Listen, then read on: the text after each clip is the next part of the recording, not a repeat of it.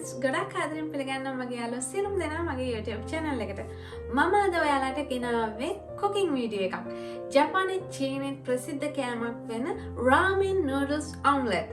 තමයි මම අද ඔයාලට ගෙනාපු recipe එක. ඉතින් මේක ramen noodles වලින් හදන්නත් පුළුවන්. එහෙම නැත්නම් yakisoba noodles වලින් හදන්නත් පුළුවන්. ලංකාවේ ඉන්න ඔයාලට නම් ඕනම ශනික noodles එකකින් මේක හදා ගන්න පුළුවන්. ඉතින් හැමදාම බත්ම කාලා boring වගේ නම් එකම විදිහට noodles කාලා boring වගේ නම් try කරලා බලන්න පුළුවන් මේ අලුත් recipe එක. ඉතින් මම අපේ විදිහට ශ්‍රී ලංකන් style එකට අපේ රස එකතු කරලා තමයි මේ ramen noodles omelette එක හදාගන්නේ. ඉතින් මම කැමතියි ඔයාලත් එක්ක මේ recipe එක බෙදා ගන්න. ඒකයි මම මේ වීඩියෝ එක ගෙනාවේ. ඒ වගේම මම ආදරෙන් මතක් කරන්න කැමතියි මගේ යාළුවෝ සියලුම දෙනා මට මගේ වීඩියෝස් බලන, like කරන, comment කරන සියලුම දෙනාට ගොඩාක් ස්තුතියි. ගොඩාක් ආදරෙන් ඔයාලව මතක් කරනවා. ඒ වගේම අලුත් යාළුවෝ ගොඩාක් මේ දවස්වල මාත් එක්ක එකතු වෙලා ඉන්නවා. හැමෝම ගොඩාක් ආදරෙන් පිළිගන්නවා මගේ YouTube channel එකට. ඉතින් ඒ වගේම අද අලුතෙන් වීඩියෝ එක බලන යාළුවෙක් නම් ඉතින් ආදරෙන් මතක් කරනවා මගේ channel එක subscribe කරන්න, මාත් එක්ක දිගටම රැඳිලා ඉන්න. ජපානයේ ලස්සන තැන්, ඒ වගේම ජපානයේ ඔයාලා දන්නේ නැති අලුත් recipes ඔයාලා එක්ක share කරගන්න මම බලාපොරොත්තු වෙමින් ඉන්නවා. ඉතින් එහෙනම් අපි ඉක්මනට යමු අපේ කෑම එක හදන්න. මම හිතනවා ඔයාලා ගොඩාක් කැමති වෙයි කියලා මේක රස විඳින්න හදලා. මමත් ගොඩාක් ආස කරන කෑමක් තමයි මේක. ස්නැක් එකට, එතකොට අපිට බ්‍රෙක්ෆාස්ට් ඕන නම් ඩිනර් වලට පවා හදාගන්න ඉක්මනින් හදාගන්න පුළුවන් කෑමක් තමයි. අපි එහෙනම් ඉක්මනට යමු ramen noodles omelette එක හදන්න. අපිට මේ noodles omelette එක හදාගන්න අවශ්‍ය වෙනවා ශනික noodles packet එකක්. මම අරගත්තේ yakisoba noodles එකක්. ඊළඟට බිත්තර දෙකක්, හීනියට කපාගත් කැරට්, ලූණු, අමු මිරිස්. මම නම් අරගත්තේ green bell pepper. ඒ වගේම සුදු ලුණු බීක් එකක් හෝ දෙකක්. ඉතින් ඔයාලට කැරට් වෙනුවට හීනියට කපාගත් අල, leeks, ලූණු කොළ මේ වගේ ඕනම දෙයක් භාවිතා කරන්න පුළුවන්. එහෙනම් අපි හදන්න පටන් ගමු. මම මුලින්ම වතුර එකක් රත් වෙන්න තියෙනවා. ඒ වතුර එක හොඳින් රත් වෙලා නටාගෙන එනකොට ඒකට ලුණු කුඩු ටිකක් හා ඔලිව් ඔයිල් ටිකක් එකතු කරගන්නවා. ඔයාලට බටර්, මාගරින් හෝ වෙජිටබල් ඔයිල් උනත් භාවිතා කරන්න පුළුවන්. ඊළඟට හොඳින් මිශ්‍ර කරලා අපේ නූඩල්ස් ටික එකතු කරගෙන තඹ ගන්න ඕනේ.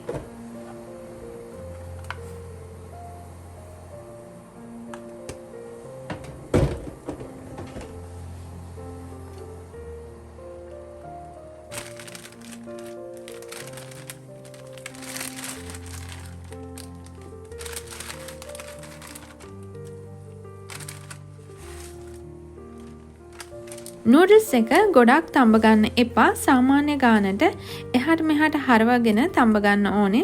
තැම්බුන ගමන් ඉක්මනටම වතුර අයින් කරගන්න ඕනේ. නැත්නම් ලිප ඕෆ් කළත් උණු වතුරේ තියෙද්දී නූඩල්ස් එක තව තැම්බිලා බැරි වෙන්න බලනවා. වතුර ටික අපි මේ විදිහට ඉවත් කරලා පොඩ්ඩක් සීතල වතුරෙන් හොදගෙන වතුර පෙරා ගන්න ඕනේ.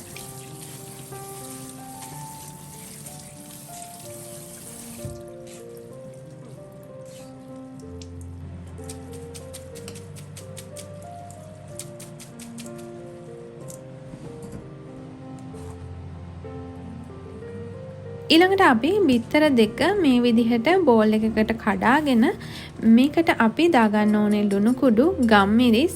ඒකේ ගම්මිරිස් ඉවරයි.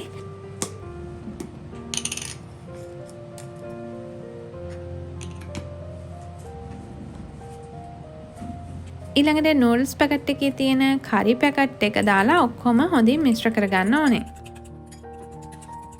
ඊට පස්සේ අපි පෑන් එකක් ලිපේ තියලා ඒකට තෙල් ටිකක් දාගෙන අපි කලින් කපාගත්තු සුදු ලුණු කැරට් ටිකක් ටෙම්පරාදු කරගන්න ඕන.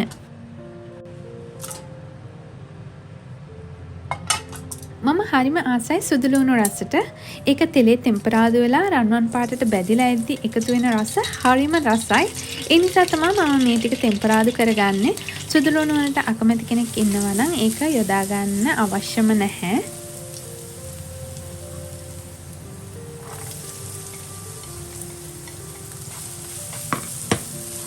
ඉතින් මේ ටික තෙලෙන් ටෙම්පරාදු වෙන අතරතුරදී මම හදාගත්තු බිත්තර මිශ්‍රණයට නූඩල්ස් එක එකතු කරගෙන මිශ්‍ර කර ගන්නවා.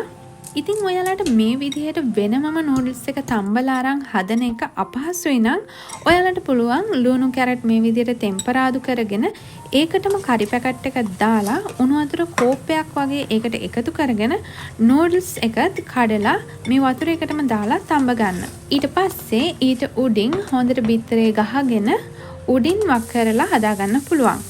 ඉතින් මම ඒ විදිහ කරන්නේ මොකද සමහර වෙලාවට වතුර වැඩි වෙන්න පුළුවන්. ඉතින් අපිට වතුර ටික ඔක්කොම හිඳනකල් ඉන්න ඕනේ බිත්තර එකතු කරන්න. ඉතින් ගොඩක් වෙලා නූඩල්ස් එක ලිපේ තියෙනකොට ඒක බෙරි වෙන්න බලනවා. එතකොට අපිට මේක රස්ට හදා ගන්න බැරි වෙනවා.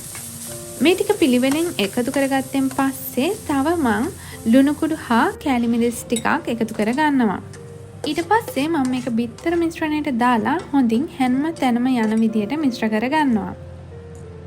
පෑන් එක හොඳින් පිහදාගෙන ආපහු මම ලිප ඔන් කරලා ඒකට තෙල් චුට්ටක් දාලා රත් වුණෙන් පස්සේ මේ මිශ්‍රණය පෑන් එකට දාගන්නවා. ඉතින් රොටියක් ආකාරයට තමයි ඒක හදාගන්න ඕනේ. ගොඩක් මහතට හදාගන්න එපා. අඟල් භාගයට වඩා අඩුවෙන් හදාගන්න. හොඳ ක්‍රිස්පි ගතියක් හදාගන්න පුළුවන් මේ විදිහට තුනියට හදාගත්තොත් තමයි. එතකොට හොඳට ඉඩ තියෙන පෑන් එකක් මේ සඳහා භාවිතා කරන්න.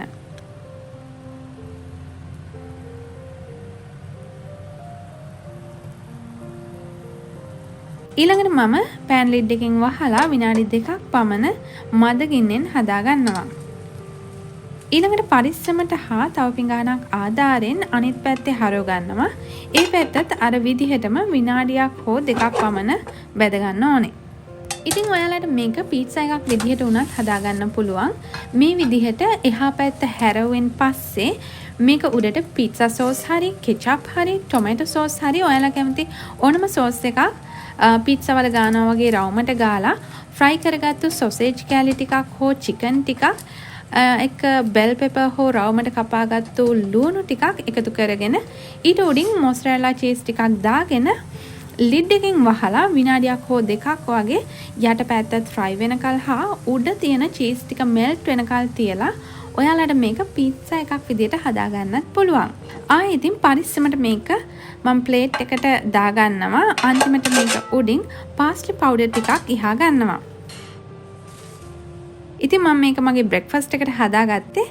ඔයාලට ස්නැක් එකක් විදිහට බයිට් එකට එහෙම නැත්නම් ඩිනර් එකට ගන්න වගේ හදනවා නම් මේ පීට්සා ස්ටයිල් එකට හදා ගන්න පුළුවන්.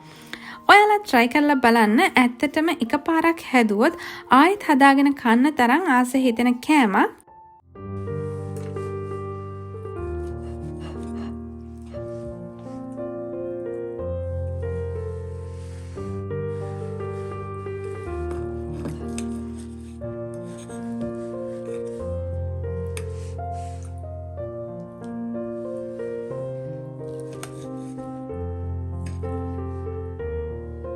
ඉතින් ඔයාලා මගේ වීඩියෝ එකට කැමති නම් ලයික් එකක් දාන්න, කමෙන්ට් එකක් දාන්න අමතක කරන්න එපා. අපි ආයෙත් හමු වෙමු මේ Shonan Vibes.